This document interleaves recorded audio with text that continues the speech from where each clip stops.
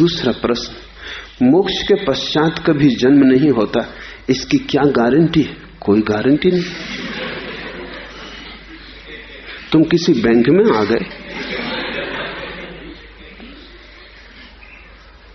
इसको मैं कहता हूं लोभ से भरा हुआ मन।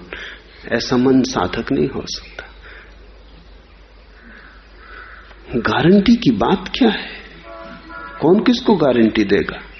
और वो भी मोक्ष के बाद जन्म नहीं होता, इसकी गारंटी अगर मैं लिख के भी दे दूं तो भी किस काम पड़ेगी?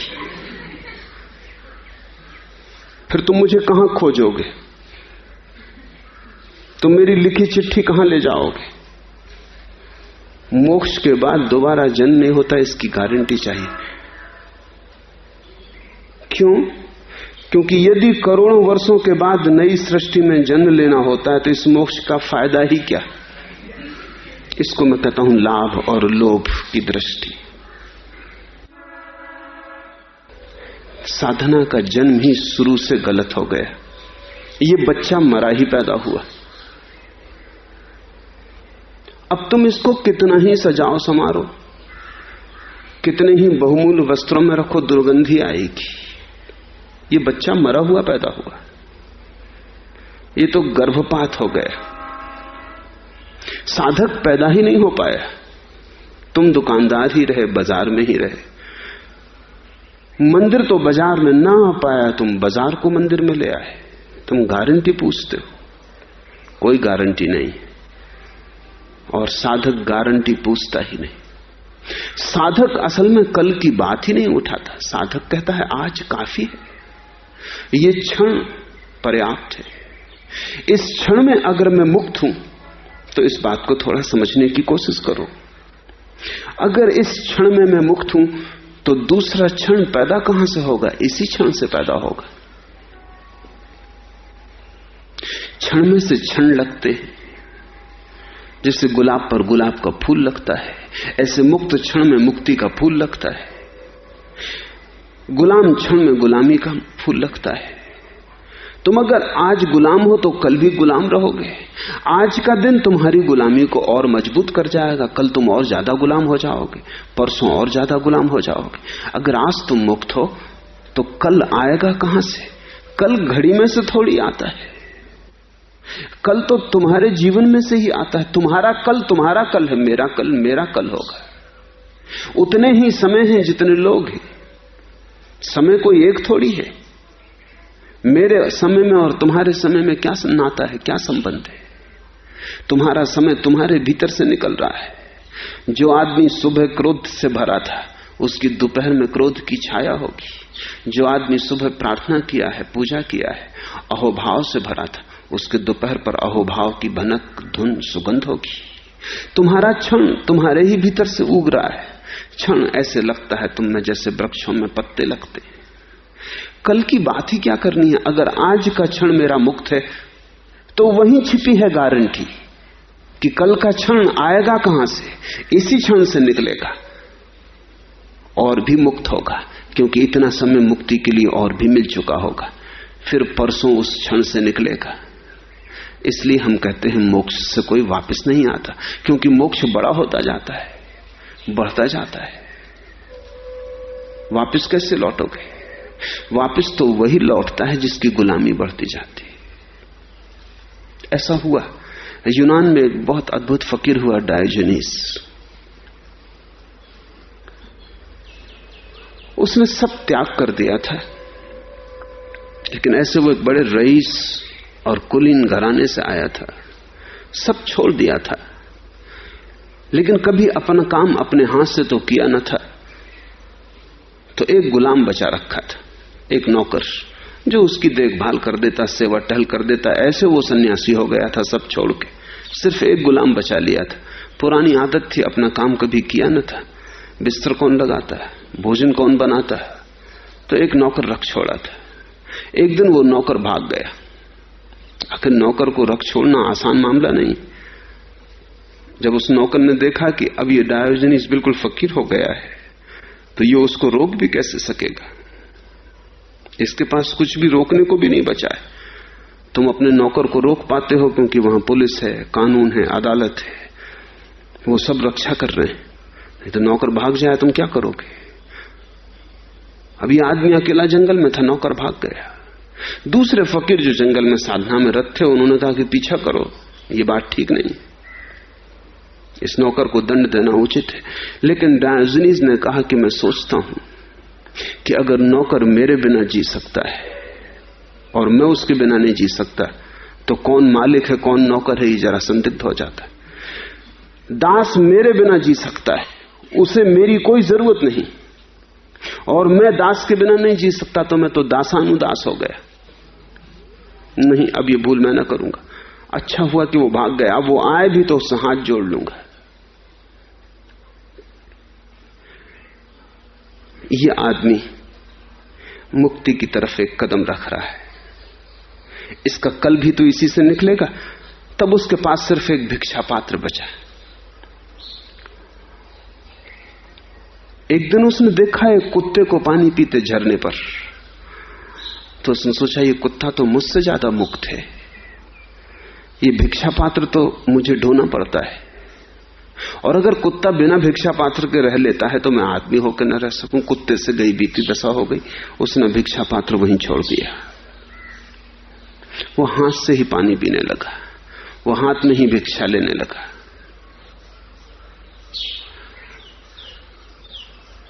मुक्ति से दूसरा क्षण निकल आया, दृष्टि। सिकंदर जब भारत आ रहा था तो इस फकीर को मिला था, तो उस फकीर ने सिकंदर को कहा था, तू व्यर्थ परेशान मत हो, तू किस लिए दुनिया जीतना चाहता है? सिकंदर ने कहा, ताकि मैं आनंद से विश्राम कर सकूं। डायोजनीज हंसने लगा जोर से। वो पहाड़, उसकी नदी, उसकी हंसी से गूंज उठी होगी। सिकंदर थोड़ा हतप्रभ हुआ। उसने कहा, मैं समझा नहीं, इसमें हंसने की क्या बात है? डायोजनीज ने कहा कि हंसने की बात है, मुझे देखो, बिना दुनिया को जीते मैं आराम कर रहा हूं, तो तुम दुनिया को जीत के आराम करोगे, ये मेरी समझ में नहीं आता। अगर आराम ही करना है तो अभी क्या बिगड़ा है? ये नदी काफी बड़ी है और रेत का घाट बहुत बड़ा है, इसमें मेरे लिए भी जगह, तुम्हारे लिए भी जगह, सारी दुनिया भी आ जाए तो विश्राम कर सकती। तुम लेट जाओ, सुबह कितनी सुंदर है, कहां जाते हो?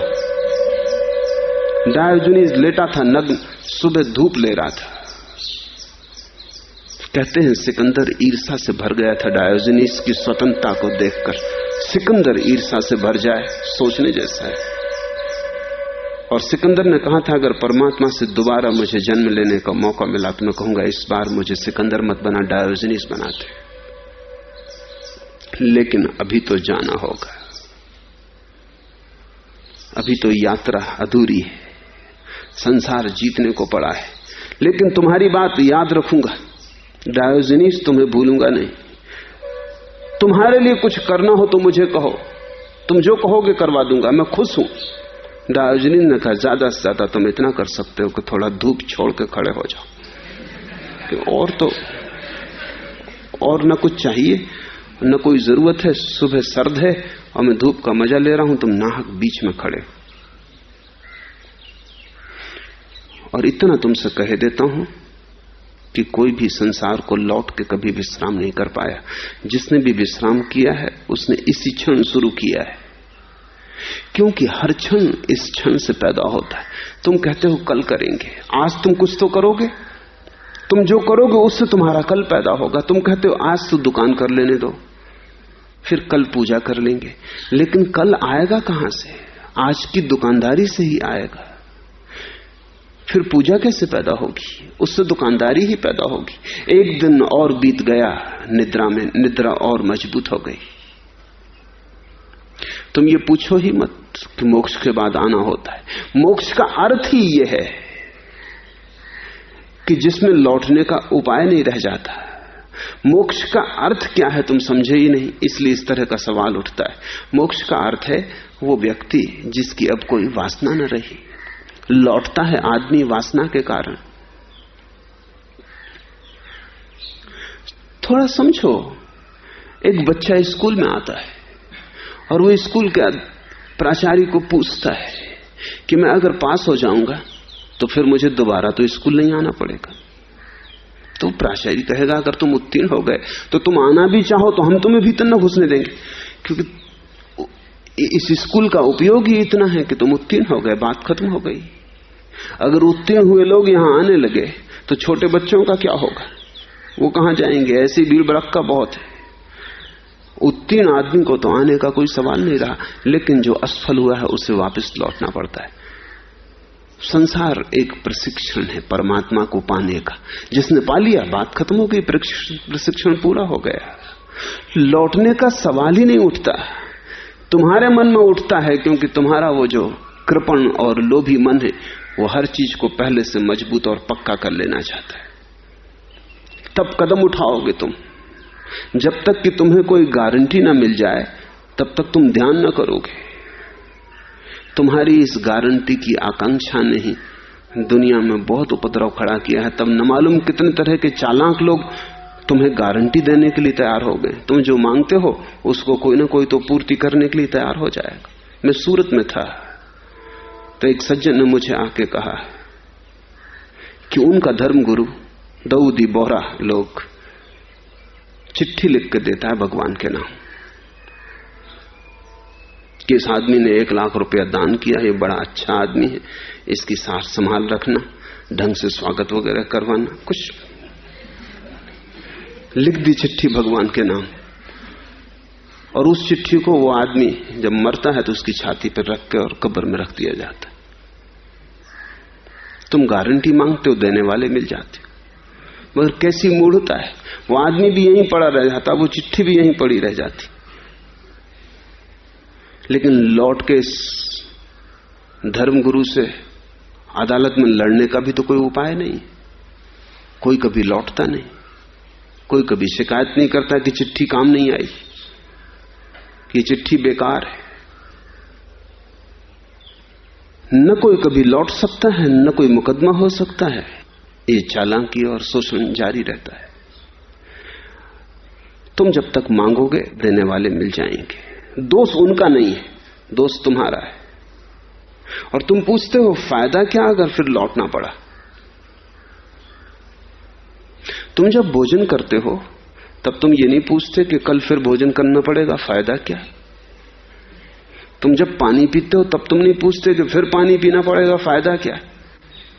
तुम जब सांस भीतर लेते हो तब तुम नहीं कहते क्या फायदा, फिर बाहर निकालनी पड़े, फिर भीतर करनी पड़े, फायदा क्या। जीवन में फायदे की बात ही पूछना ना समझी की। जीवन कोई धंधा थोड़ी है। फायदे का दृष्टिकोण ही भूल भरा है। उससे ही तो तुम भटक रहे हो। जहां जाना चाहिए वहां नहीं पहुंच पाते, क्योंकि वहां जाने में कोई फायदा नहीं दिखाई पड़ता। और जहां फायदा दिखाई पड़ता है वो तुम्हारी नियति नहीं। मैंने सुना कि एक मारवाड़ी सेठ स्टेशन आया, उसने टिकट दफ्तर में खड़े होकर पूछा कि मुझे रामपुर जाना है, टिकट दे दो। उस टिकट बाबू ने कहा कि रामपुर 3 है, एक मध्य प्रदेश में, एक उत्तर प्रदेश में, एक बिहार में, कौन से रामपुर जाना। सेठ ने कहा इसमें भी कोई पूछने की बात है, जहां की टिकट सबसे कम हो। फायदे का दृष्टिकोण, कहां जाना है इससे कुछ लेना देना ही नहीं। तो ये पहुंचेगा तो रामपुर, लेकिन उस रामपुर पहुंच जाएगा जहां जाना ही नहीं था। फायदे को पूछ के गए तो तुम जीवन को चूक जाओगे, क्योंकि ये जो अस्तित्व है ये खेल है, लीला है। यहां फायदे का सवाल नहीं, ये आनंद उत्सव है। यहां कोई साध्य नहीं है, यहां होने में ही आनंद है। अगर तुमने पूछा कि क्यों सांस लें, तो आत्महत्या करनी पड़ेगी, क्योंकि कोई कारण नहीं दिखाई पड़ता क्यों सांस लो। क्यों पानी पिए, फायदा क्या है, क्योंकि फिर पीना पड़ेगा, फिर पीना पड़ेगा, मत पियो। असली सवाल फायदे का है ही नहीं। असली सवाल तो जीवन के आनंद को अनुभव करने का है। जब कंठ में प्यास होती है और तुम पानी पीते हो तो एक तृप्ति उतरती है। जब तुम भूखे होते हो और भूख निश्चित जलती है, तुम्हारी जठराग्नि उठती है, तब तुम भोजन करते हो, तब एक गहन तृप्ति होती। जब तुम भीतर नई श्वास ले जाते हो तो नया प्राण तुम्हारे जीवन में दौड़ता है। जब तुम ध्यान करते हो तो एक नई समाधि तुम्हें चारों तरफ से घेर लेती। ऐसा नहीं है कि कल नहीं करनी पड़ेगी तभी तुम आज करोगे, तब तो तुम कभी भी ना करोगे। जीवन का प्रत्येक पल उसकी समग्रता में जीने के लिए है। यहां लक्ष्य तो कुछ भी नहीं है। ये संसार कहीं जा नहीं रहा है, ये संसार वहां है ही जहां इसे पहुंचना है। इसलिए केवल वे ही लोग सत्य को उपलब्ध हो पाते हैं जिनके जीवन में साधन ही साध्य हो जाता है। इस सूत्र को तुम जितनी गहराई में उतार सको उतार लो। केवल वे ही पहुंच पाते हैं परमात्मा तक, केवल वे ही मुक्त हो पाते हैं जिनके जीवन में साधन ही साध्य हो जाता है। इसका मतलब कि मंजिल की वो बात ही नहीं करते। वो कहते हैं राह पे चलना ही इतना सुखद है, कौन फिक्र करता मंजिल की। वो इसकी बात ही नहीं करते कि कल क्या मिलेगा।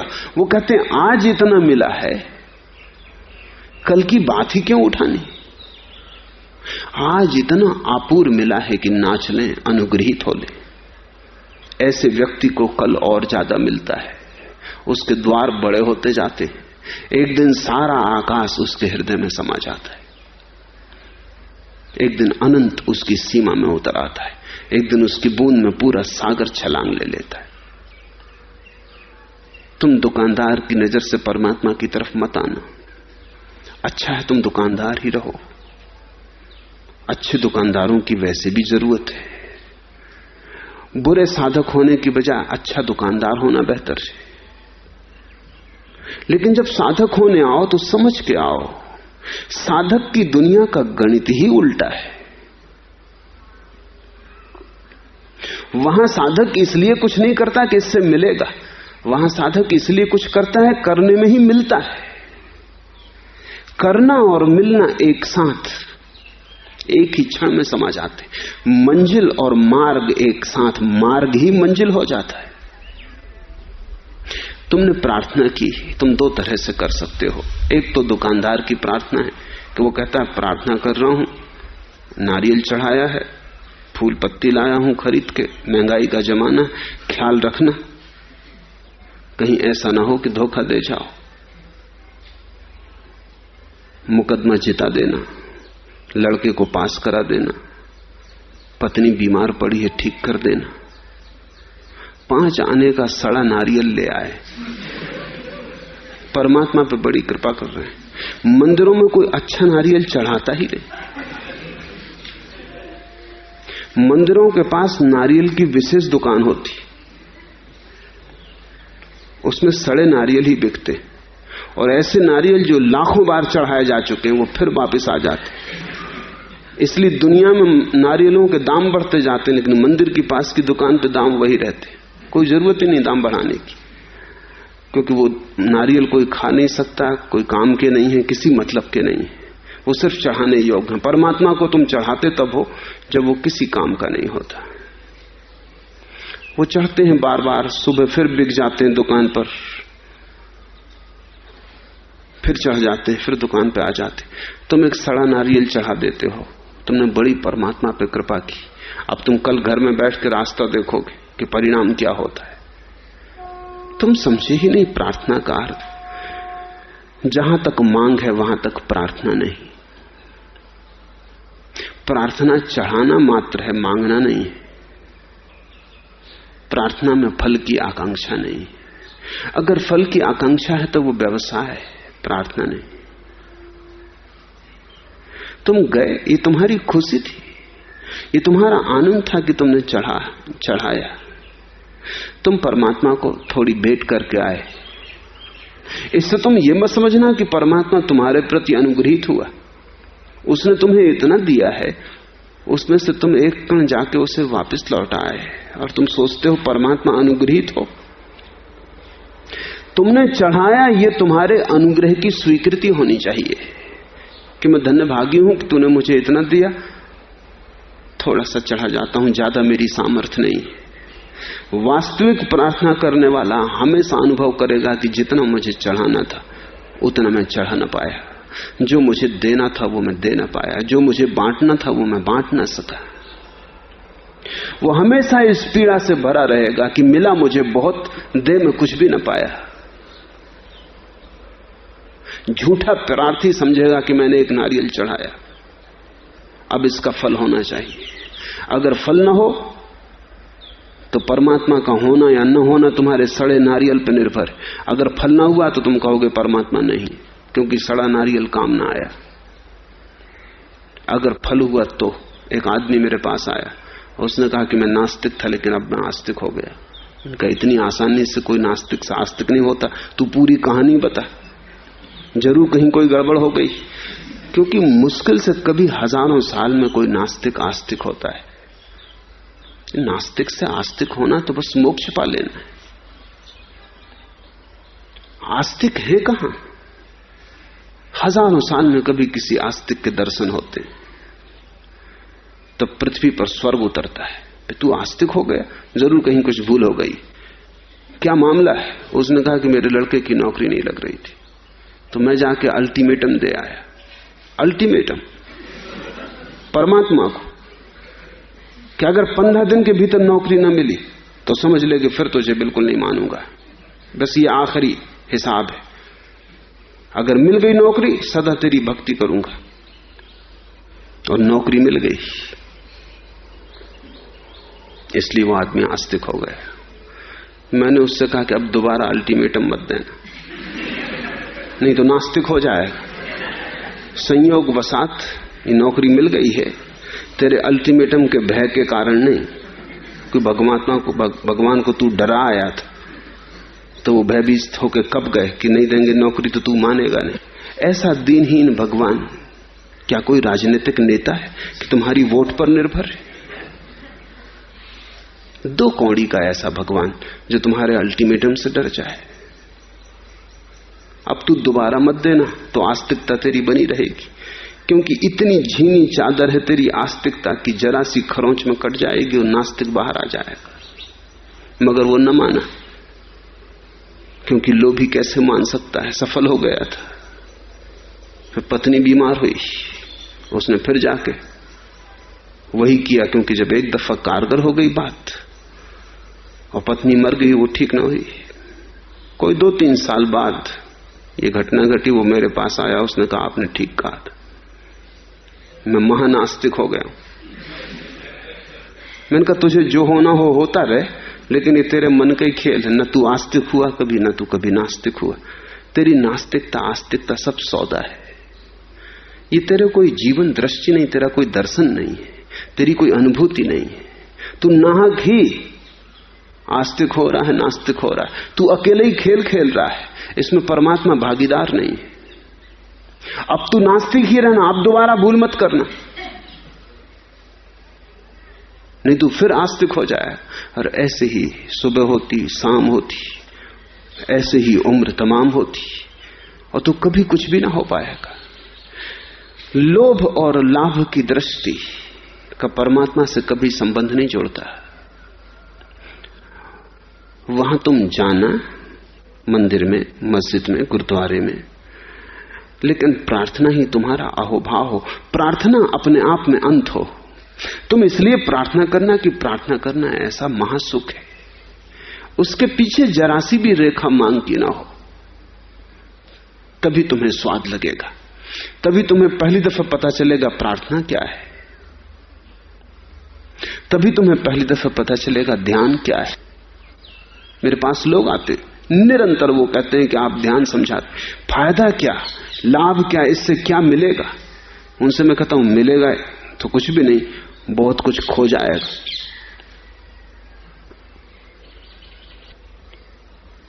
तुम्हारी चिंता, तुम्हारी बेचैनी, तनाव, तुम्हारी दौड़, महत्वाकांक्षा, ईर्षा, ये सब खो जाएगा। और इसके साथ तुम्हारी सारी दुनिया का फैलाव, क्योंकि इसी पर तुम्हारा सारा तंबू तना है, इन्हीं खंभों पर वो सब गिर जाएगा। मठिया मैट हो जाओगे अगर ध्यान किया। ध्यान करने के लिए जुआरी चाहिए, दुकानदार नहीं। वहां दांव पर लगा दिया सब। मांगना क्या है? और ये मैं तुमसे कहता हूं, जो नहीं मांगता उसे मिलता है, जो मांगता है वो चूक जाता है। ये उल्टा गणित है। यहां जो मांगेगा वो खाली हाथ लौट जाएगा, यहां जो बिना मांगे आएगा उसका प्राण प्राण रोआ रोआ भर जाएगा। तीसरा प्रश्न, क्या कारण है कि सद्गुरु के शिष्य तो थोड़े होते हैं लेकिन असद्गुरु के गिर्द अनुयायियों की भीड़ इकट्ठी हो जाती? ये बिल्कुल स्वाभाविक है, ऐसा होना ही चाहिए, क्योंकि सद्गुरु को कितने लोग पहचान सकेंगे? वही जिनकी प्यास है, जिनके लिए जीवन व्यर्थ हो गया, जिनके लिए जीवन संताप और स्वप्न हो गया। असद्गुरु के पास भीड़ इकट्ठी होगी, क्योंकि असद्गुरु भीड़ की आकांक्षाएं तृप्त कर रहा है, ताबीज बांट रहा है, राख निकाल रहा है, जादू कर रहा है। मूढ़ बड़ी संख्या में वहां इकट्ठे हो जाएंगे। वही वे चाहते हैं, उनकी आकांक्षाएं जो तृप्त कर रहा है वहां वे इकट्ठे होंगे। सद्गुरु तो छीन लेगा, सद्गुरु तो तुम्हें मिटाएगा। तो जो दादू ने कहा है कि वो निशाना लगा लगा के तीर छोड़ेगा, वो तुम्हें मिटाएगा, वो तुम्हें मार ही डालेगा, क्योंकि तुम मिटोगे तभी तुम्हारी राख पर परमात्मा का आविर्भाव है। तुम रोग हो, वो तुम्हें सहारा न देगा, वो तुम्हें गिराएगा, वो तुम्हें जड़ों से खोद डालेगा। तो सद्गुरु के पास तो वही आएगा जो मरने को तैयार है। सद्गुरु यानी मृत्यु, मृत्यु से भी बड़ी मृत्यु, महामृत्यु, क्योंकि मृत्यु के बाद तो तुम फिर पैदा हो जाओगे। लेकिन अगर सद्गुरु की मृत्यु में तुम डूब गए तो फिर तुम्हारा लौटना नहीं, फिर दोबारा तुम पैदा ना हो सकोगे। इसलिए बहुत थोड़े से हिम्मतवर लोग वहां इकट्ठे होंगे। सबका वहां काम भी नहीं, बच्चों की वहां जरूरत भी नहीं है। अभी जो खिलौनों से खेल रहे हैं उनका वहां क्या प्रयोजन? लोग खिलौनों से ही खेलते रहते हैं जिंदगी भर। बचपन में छोटी सी कार से खेलते, चाबी भर के चलाते हैं, फिर बड़े हो जाते हैं तो बड़ी कार, पर खेल जारी रहता है। बचपन में छोटे गुड्डा गुड्डियों की शादी करते हैं, बड़े हो जाते हैं तो रामलीला करते, राम सीता की बारात निकालते, खेल जारी है। छोटे बच्चे होते हैं, कंकड़ पत्थर इकट्ठे करते हैं, बड़े हो जाते हैं हीरे जवाहरात इकट्ठे करते, कंकड़ पत्थर ही हैं आखिरी हिसाब में। खेल जारी रहता है। छोटे बच्चे सिगरेट के डब्बे, माचिस के डब्बे, टिकटें इकट्ठी करते रहते, बड़े हो गए नोट इकट्ठे करते रहते। मामला एक ही है, सारा खेल खिलौनों का है। सद्गुरु के पास तो केवल वही आ सकता है जो प्रौढ़ हो गया, जिसने सारे खिलौने फेंक दिए और जिसने कब बहुत हो चुकी ना समझी, अब जागने का क्षण आ गया। निश्चित जागने में खतरा है, क्योंकि तुम्हारे सब सपने टूट जाएंगे। सपनों में एक सुरक्षा है, तुम्हारे सपने, उनमें मधुर सपने भी हैं, माना कि दुखद सपने भी हैं, लेकिन वो सब संयुक्त हैं। अगर दुखद सपने तोड़ने हो तो सुखद सपने भी टूट जाएंगे। अगर जागना है तो दुख सुख दोनों से जागना होगा। तुम भी चाहते हो जागना, लेकिन तुम चाहते हो कि सुखद सपना तो बरकरार रहे, सिर्फ दुख टूट जाए। तुम भी चाहते हो जागना, लेकिन बस दुख छूटे, सुख न छूट जाए।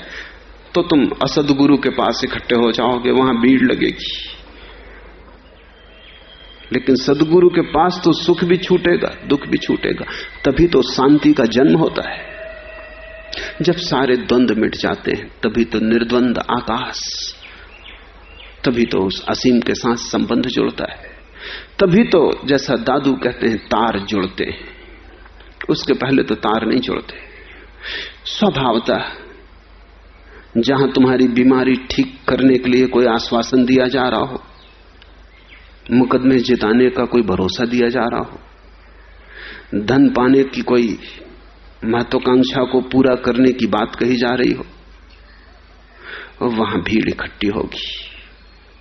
साधारण से लोगों से लेकर जिनको तुम असाधारण कहते हो, वो भी ऐसे लोगों के आसपास इकट्ठे होंगे। आशीर्वाद चाहिए तुम्हारी मूर्खताओं के लिए।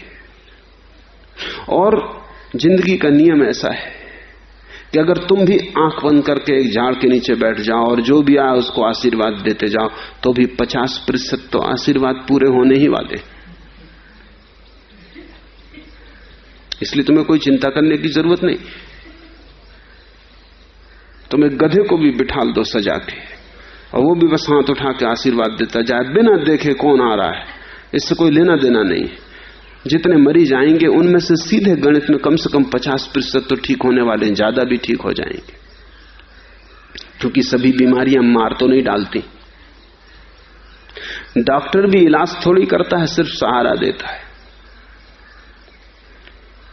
कहावत है पश्चिम में कि अगर सर्दी जुकाम हो जाए तो बिना दवा के 7 दिन में ठीक हो जाता है, और दवा लो तो 1 सप्ताह में। दवा और न दवा का कोई बड़ा सवाल नहीं है, बीमारी तो सब ठीक हो जाती। सभी बीमारियों में आदमी मर थोड़ी जाता है, समय की बात है। बैठे रहो, मुकदमे भी आखिर 2 लोग लड़ेंगे मुकदमा, तो एक तो जीतेगा। और अक्सर ऐसा होता है कि एक ही असद गुरु के पास दोनों चले आते, हारने वाला जीतने वाला, एक तो जीतेगा ही, और ये खेल जारी रहता है। जो 50% सफल हो जाते हैं तुम्हारे आशीर्वाद से, वो दोबारा लौट आते हैं फूल मालाएं लेके और प्रचार कराते हैं, और 50 नासमझों को साथ ले आते। जो हार गए वो किसी दूसरे गुरु की तलाश करते हैं, वो फिर तुम्हारे पास नहीं आते। वो भी कहीं ना कहीं ठहर जाएंगे, कहीं ना कहीं कभी ना कभी तो जीतेंगे, वहीं ठहर जाएंगे। इसमें गुरु का कुछ लेना देना नहीं है, ये सब खेल तुम्हारी नासमझी से चलता है। लेकिन सदगुरु के पास तुम्हारा कोई खेल नहीं चल सकता। भीड़ वहां इकट्ठी नहीं हो सकती, वहां तो खेल तोड़ने का ही आयोजन है। इसलिए बहुत थोड़े से चुने हुए लोग, छटे हुए लोग, जो सच में ही राजी हैं छलांग लेने को, जो उस घड़ी में आ गए हैं जहां कुछ रूपांतरण आवश्यक हो गया है। अब जिनकी आकांक्षा बाहर की नहीं है, अब जो क्रांति भीतर चाहते हैं, वे थोड़े से लोग ही वहां पहुंच सकते हैं। और उन थोड़े से लोगों को भी बड़ी हिम्मत रहे तो ही वहां टिक सकते हैं, अन्यथा वो भी भाग खड़े होंगे। क्योंकि सदगुरु तुम्हें कोई सहारा नहीं देता टिकने का, वो तुम्हारे अहंकार की कोई तृप्ति नहीं करता। जिस अहंकार को मिटाना ही है उसको किसी तरह का सहारा देना उचित नहीं है। तुम वहां अगर टिके तो अपनी हिम्मत से ही टिकोगे, वो तो तुम्हारे पैरों के नीचे की जमीन खींचता चला जाता है। तो थोड़े से दुस्साहसियों का काम है, पर वैसे ही दुस्साहसी जीवन के परम सत्य को उपलब्ध भी होते, वो दुस्साहस करने योग्य है।